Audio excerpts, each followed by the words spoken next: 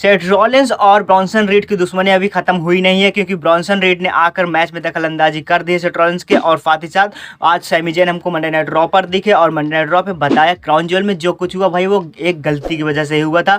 और इसके साथ ही आज हमको वुमेन्स बैटल रॉयल रंबल देखने को मिला, जो कि था नंबर 1 कंटेंडर लिव मॉर्गन की चैंपियनशिप के लिए। तो बिना किसी देरी के चैनल को सब्सक्राइब करके शुरू करते हैं।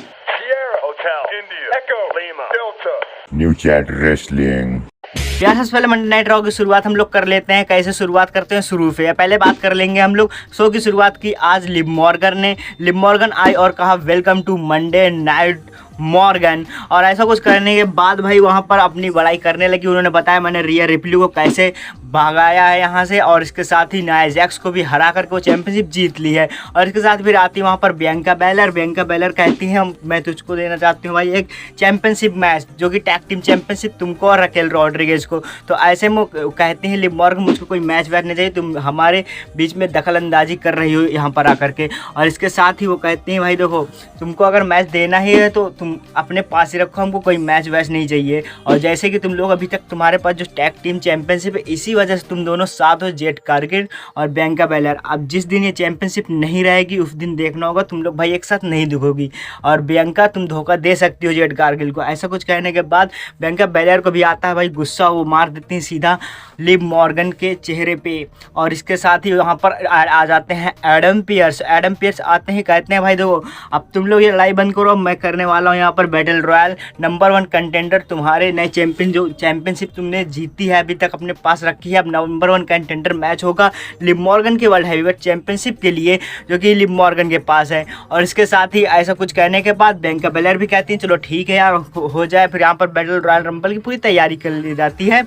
और इसके साथ ही बैटल रॉयल की तैयारी करने के साथ वहाँ पर हमको जेट कारगिल और रकेल रॉड्रिगेज के बीच में कुछ बहस देखने को मिलती है।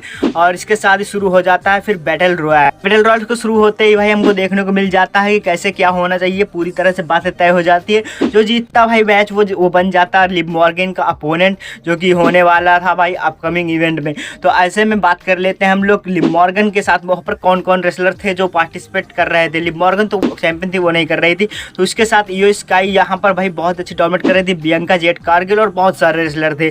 जिसमें अगर हम लोग बात करें तो जेट कारगिल और बियांका बेलर तो भाई पहले ही बहुत देर तक डोमिनेट किया, फिर बाहर हो गई। और इसके साथ फिर आखिरी में बची थी इयो स्काई भाई अच्छी फाइट कर रही थी और किसी को नहीं यकीन हो रहा था कि इयो स्काई जीत सकती हैं ये मैच।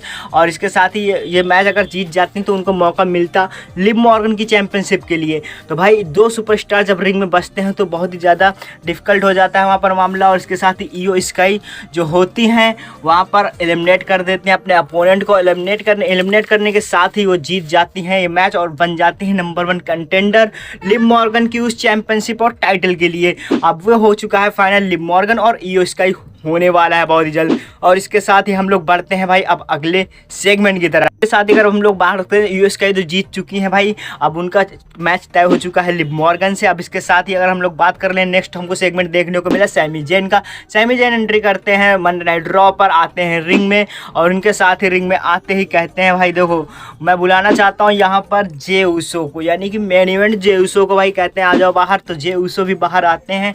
और इसके साथ ही जब जे बाहर आ जाते हैं तो हम लोग सोच रहे थे भाई जिम्मी कहाँ रह गया, तो जिम्मी भी आते हैं बाहर और कहते हैं भाई वहाँ पर फिर बातें चालू हो जाती है जे और जिम्मी के पास। और जिम्मी उसको कहते हैं कि रोमन रेंज के साथ जो तुमने किया वो ठीक नहीं है। उसने में जे ही कहते हैं मैं जानता हूँ पूरी सिचुएशन कैसी थी और ऐसे ये गलती से हुआ है और इसमें कोई गलती नहीं है सैमी ज़ेन की। और जिम्मी उसे ये मानने के लिए तैयार नहीं होते, पर तभी सैमी ज़ेन बोलते हैं कि देखो यार कि पहले जो हम लोग जब ब्लड लाइन का हिस्सा थे तो सबसे बेहतर मेरे सबसे बढ़िया दोस्त कौन था मेरा, जिम्मी उसो। सबसे पहले वही आए थे मेरे पास ब्लड लाइन में ज्वाइन करने के लिए और इसके बाद जे उसो आए थे। अब इस बार थोड़ा उल्टा सीन चल रहा है, जे है मेरे साथ पर जिम्मी नहीं है और जिम्मी इसके बाद जे कहते हैं जिम्मी उसो हैं, जे उसो है तो सैमी भी उसो है। तो जिम्मी, जे एंड सैमी तीनों उसो ब्रदर्स बन चुके हैं, ऐसा कुछ कहा है जे उसो ने। अब अगले हमको स्मैकडाउन में देखने को मिलने वाला है कि रोमन रेंज इस पर क्या बोलते हैं। और इसके साथ ही ये सेगमेंट कुछ ऐसा ही था। इसके बाद शुरू होता है नया सेगमेंट जो कि था Seth Rollins versus Sheamus fatal 4 way match, जिसमें Dominik Mysterio and Damian Priest भी थे। और इस मैच की अगर बात करें तो फेटल 4 में मैच बहुत ही बेहतर था। इसमें सेथ रॉलिंस और ये बाकी तीनों सुपरस्टार जो थे उनको नंबर 1 कंटेंडर मैच का हिस्सा बनाने का प्रयास था, और ये मैच इसीलिए कराया गया था कि गुंथर के टाइटल के लिए एक नंबर 1 कंटेंडर मिल जाए, और वो कंटेंडर ढूंढने के लिए ये चारों का मैच कराया गया था। जो इस मैच में जीतता वही जाता, से फेमस अगर जीतते तो वो भी जाते।